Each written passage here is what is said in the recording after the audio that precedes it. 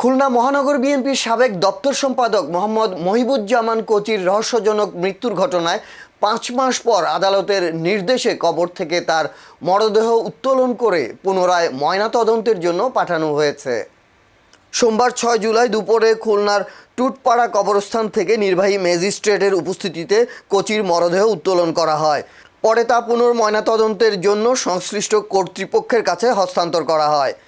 উল্লেখ্য, গত ১২ ফেব্রুয়ারি জাতীয় সংসদ নির্বাচন চলাকালে খুলনা আলিয়া কামিল মাদ্রাসা ভোট কেন্দ্রে দায়িত্ব পালনের সময় কোচির মৃত্যু হয়। মৃত্যুর কারণ নিয়ে পরস্পর বিরোধী বক্তব্যের প্রেক্ষিতে দায়ের হওয়া হত্যা মামলা তদন্ত করছে পিবিআই। তদন্তের স্বার্থে পিবিআই এর আবেদনের পর আদালত মরদেহ উত্তোলনের নির্দেশ দেন।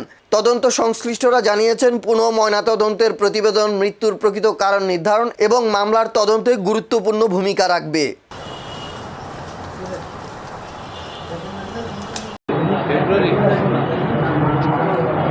আমাদের ফ্যামিলির সাথে আলাপ করে, আমাদের সাবেক এমপি নজরুল ইসলাম মঞ্জু ভাইয়ের সাথে আলাপ করে আমরা খুলনা থানায় মামলা করতে যাই।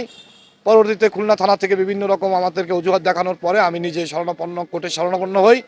কোর্টে যেয়ে আমি মামলা করি। মামলা তাকে পিবিআইতে তদন্তের জন্য নির্দেশ দেওয়া হয়। সেই অনুযায়ী আজকে লাশ উত্তোলন করে আমরা ময়নাতদন্তের জন্য আড়াইশো করছি।